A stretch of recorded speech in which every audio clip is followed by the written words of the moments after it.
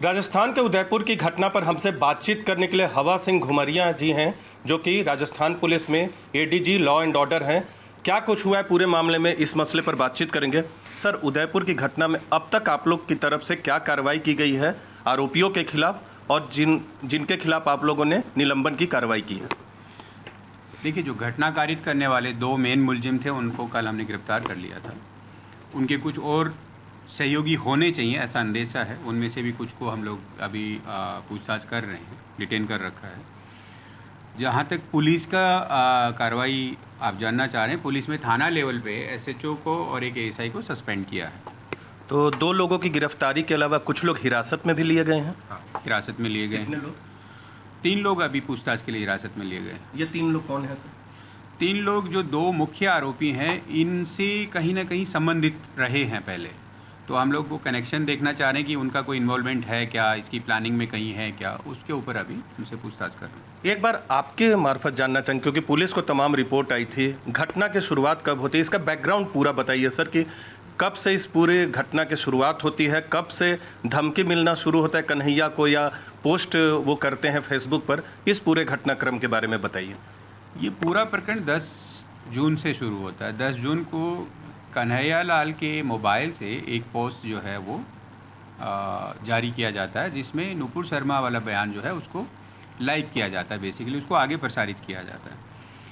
इसके विरोध में नाजिम खान नाम का व्यक्ति, जो कि कन्हैया का पड़ोसी है, दुकान में दोनों के आमने सामने है, वो एक रिपोर्ट थाने पे जाके देता है कि मेरी धार्मिक भावनाएं इससे आहत हुई हैं। राजस्थान में मैं आपको बता दूं कि इस तरह की पोस्ट किसी भी धर्म का व्यक्ति अगर डालता है तो हम लोग तत्काल उसके विरुद्ध कार्रवाई करते हैं, चाहे वो हिंदू है, मुसलमान है, कोई भी। और ऐसे दर्जनों केस हमने पिछले 1-1.5 साल 2 साल में दर्ज किए हैं। नाजिम खान की रिपोर्ट के ऊपर एक प्रकरण पंजीबद्ध किया जाता है और कन्हैया लाल को 11 तारीख को रिपोर्ट देने के लिए आता है, और 11 को ही कन्हैया लाल को उसमें अरेस्ट किया जाता है। 12 को सुबह कोर्ट में पेश करते हैं, उसकी बेल हो जाती है। उसके बाद 15 तारीख को कन्हैया लाल थाने पे आता है एक रिपोर्ट लेके कि मेरे साथ ये प्रकरण हुआ। उसने ये भी कहा कि मुझे मोबाइल चलाना नहीं आता, मेरे बेटे ने गलती से ये पोस्ट अपलोड कर दिया था, और अंदेशा जाहिर किया है कि मुझे ऐसा लगता है कि मेरा कुछ लोग पीछा कर रहे हैं, मैं दुकान खोलूँगा तो मेरे पे हमला हो जाएगा, मेरे को जान माल का नुकसान हो जाएगा। इस पे एसएचओ ने अपने एक एएसआई को हैंडओवर किया है कि भाई इसको एक बार देखें और समाज के लोगों को बुला के बात करें। क्योंकि कम्युनिटी पुलिसिंग हमारे यहाँ पे एक इम्पोर्टेंट एस्पेक्ट है, तो ये मानते हुए कि भाई दोनों पड़ोसी हैं, तो दोनों समाज के लोगों को बुलाया गया। मुस्लिम समाज भी थे, हिंदू समाज के भी लोग थे, और आपस में बैठ के इन्होंने समझौता किया। नाजिम खान ने लिख के दिया कि मुझे किसी तरह की कोई कार्रवाई, चूँकि मैं समाज के प्रेशर में मैंने ये रिपोर्ट दे दी थी, हम तो पड़ोसी हैं, और इधर से कन्हैया लाल ने भी दिया कि भाई अगर इस तरह की बात है तो हमें आगे कार्रवाई नहीं चाहिए। ये सब होने के बाद में 15 तारीख को ही उसको इन्होंने क्लोज कर दिया थाने पे। उसके बाद ये घटनाक्रम हुआ। तो 15 से 28, 15 को आप बता रहे कि समझौता हुआ, 13 दिन का बीच में गैप था। इस बीच कन्हैया की तरफ से कोई शिकायत की गई कि उन्हें धमकी मिल रही है, पुलिस की सुरक्षा मुहैया कराई जाए? जिन लोगों ने समझौता करवाया, एसएचओ हो या एएसआई हो या कम्युनिटी के दूसरे लोग हों, उनकी तरफ से कोई शिकायत या कन्हैया की तरफ से सुरक्षा की मांग की गई? दोबारा इस तरह की बात पुलिस के उसमें नहीं आई है, लेकिन ये बात भी सच है कि कन्हैया ने उसके बाद भी अपनी दुकान नहीं खोली थी। दुकान उसने शायद परसों या कल ही वापस से स्टार्ट की। यानी 11 से 15 तारीख के बाद 12-13 दिन तक उसने दुकान नहीं खोली? ऐसा अभी तक मेरी जानकारी में जो है कि इस समझौते के बाद भी उसने कई दिन तक दुकान नहीं खोली थी। ये चीज़ कि भाई जब वो दुकान नहीं खोल पा रहा था तो दोबारा कहीं किसी अफसर के पास आया कि ये अभी भी हम लोग इस पे जांच करवा रहे हैं। प्रथम दृष्टया अभी ये आया है कि उसने दोबारा कहीं संपर्क नहीं किया है, लेकिन कोई चीज़ कहीं आएगी तो आगे उसके अकॉर्डिंग कार्रवाई करेंगे। आपने कहा कि 3 और लोगों को हिरासत में लिया गया है, तो ये 3 लोग आप कह रहे हैं कि दोनों हत्यारे से जुड़े हुए हैं, तो इसमें नाजिम भी है? नहीं, जो लोग 15 तारीख के समझौते में हैं और जिन्होंने कन्हैया के विरुद्ध रिपोर्ट दी थी, उनका अभी कल वाली घटना के आरोपियों से लिंक नहीं पाया गया है। इस पर अभी आगे इन्वेस्टिगेशन चल रही है। सर, आपसे और कुछ सवाल करेंगे। न्यूज़ 18 इंडिया के दर्शकों को बता दें कि हत्यारे और जिसने पहले शिकायत की थी, नाजिम, और बाकी जो पड़ोसी थे या बाकी समाज के लोग थे, दोनों में कोई भी कनेक्शन नहीं पाया है पुलिस ने, और ये अपने आप में एक महत्वपूर्ण घटनाक्रम है। दोनों आरोपी जो गिरफ्तार हुए हैं, जिन्होंने हत्या की है, उनका बैकग्राउंड बताएं। गौस के बारे में कहा जा रहा है कि वो कराची गया था 2014 में, और किसी तरह का सीमा पार का कनेक्शन भी एस्टेब्लिश होता है, किसी तरह का आतंकी गतिविधियों में शामिल होना किसी का भी एस्टेब्लिश हुआ है अब तक? देखिए, अभी बहुत जल्दबाजी होगी बहुत ज़्यादा बताना, और चूंकि केस एनआईए ने ले लिया है तो मैं बहुत ज़्यादा इस पर नहीं कहूँगा, लेकिन हाँ, प्रथम दृष्टया ये बात एस्टेब्लिश हुई है कि दोनों आरोपियों में से एक आरोपी 2014 में कराची गया है, कुछ महीने वहाँ पे रहा है जी। और वो किसी एक संगठन से संबंधित है, जिसकी जानकारी आपको आगे बताएंगे इन्वेस्टिगेशन जैसे जैसे आगे बढ़ेगा, दावतें, तो ये चीज़ें आपको आगे बताएंगे अभी। लेकिन हाँ, ये बात सच है कि दोनों आरोपियों में से एक आरोपी का कनेक्शन पाकिस्तान से है।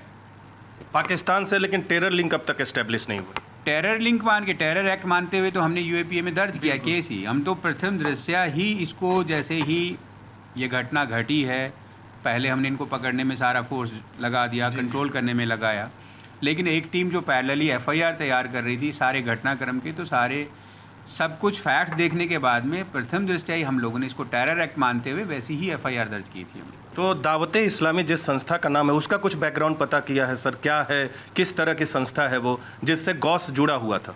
अभी उसके बारे में मैं ज़्यादा आपको नहीं बता पाऊँगा, लेकिन डीजीपी ने बताया कि 2 जगह मुख्यालय हैं देश में उसके। अब डीजीपी सर ने बता दिया तो उतना काफ़ी है, मैं उसमें आगे ज़्यादा बता नहीं पाऊँगा, क्योंकि इन्वेस्टिगेशन अब एनआईए करेगा, तो अब आगे की जानकारी वो लोग देंगे। तो सर, आप ये पुष्टि कर रहे हैं कि पाकिस्तान कनेक्शन भी था इस पूरे मामले में?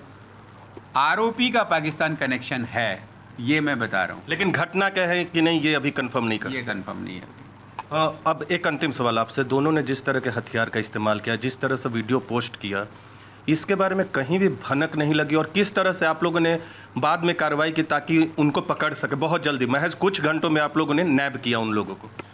ये बात सच है कि इस पूरे प्रकरण में पहले जो है पता नहीं लगा, और ये भी सच है कि घटना होने के चंद घंटों में ही हम लोगों ने उनको पकड़ लिया। दोनों ही बातें सच हैं। पहले पता क्यों नहीं लगा, इस पे पुलिस हेडक्वार्टर जांच करवा रहा है कि भाई पहले पता लगना चाहिए था, चाहे वो स्थानीय पुलिस के लेवल पे या दूसरी एजेंसी के लेवल पे। और चूंकि घटना हो गई थी और इतना विभिन्न घटनाक्रम था कि सारे रिसोर्सेज जो हमारे पास थे सब कुछ झोंक दिया हमने, और उसी का रिजल्ट भी मिला, क्योंकि ये उदयपुर से करीब 150 किलोमीटर से आगे निकल चुके थे जी। और रात को अगर उस वक्त पकड़ में नहीं आते तो हो सकता है फिर टाइम लग जाता। तो हमने पकड़ने में कामयाबी भी हासिल की उसमें। तो अब आगे कैसे देख रहे हैं इस केस को सर आप? खासकर एक मामले में ये ना, ये पूरे मामले की जांच करें, अब आप लोग असिस्टेंस की भूमिका में होंगे, असिस्ट करेंगे एनआईए को इस पूरे मामले में। जो 2 ग्रुप अपरिचित, अब तक अपरिचित है आप लोग की जांच में, ये अपने आप में एक बहुत ही इंपॉर्टेंट पहलू है। तो आपको लगता है कि आने वाले वक्त में, आने वाली जांच में दोनों के बीच संबंध एस्टैब्लिश होगा? देखिए, हो कुछ भी हो सकता है। मैं ये बात कल से ही कह रहा हूँ कि जिन लोगों ने समझौता कराया और शांति की गारंटी ली, उनका क्या हुआ? केस एनआईए के पास है, एनआईए अपना इन्वेस्टिगेशन करेगा, लेकिन मेरा ये मानना है कि हमारे भी क्राइम ब्रांच हो या स्थानीय पुलिस हो, इस चीज़ का हम पता ज़रूर करने की कोशिश करेंगे कि ये कहीं कोई कनेक्शन रहा है क्या, और हमारे पास कोई इनपुट रहा तो हम एनआईए को शेयर करेंगे उसका। बिल्कुल। तो कई पहलू हैं इस पूरे मामले में, लेकिन सबसे अच्छी बात यह है कि हत्यारे गिरफ्तार हो चुके हैं इस मामले में, दोनों हत्यारे जो हैं जिन्होंने कन्हैया लाल की हत्या की। लेकिन अभी जांच करना है कि क्या सीमा पार से लिंक जुड़ता है। एक आरोपी का लिंक तो है, पाकिस्तान से 2014 में कराची गया था, लेकिन 2 समूह, एक जिससे कन्हैया लाल की लड़ाई हुई थी, जिसने पोस्ट पे सवाल किया था नाजिम, और दूसरा ग्रुप जिसने हत्या की, 2 लोग जो गिरफ्तार हो चुके हैं, उन दोनों में किसी तरह का कनेक्शन है कि नहीं है, ये आने वाले वक्त में एनआईए खुलासा करेगा और राजस्थान पुलिस सहयोग करेगी। कैमरा पर्सन युगल के साथ नीरज कुमार, न्यूज़ 18 इंडिया, जयपुर।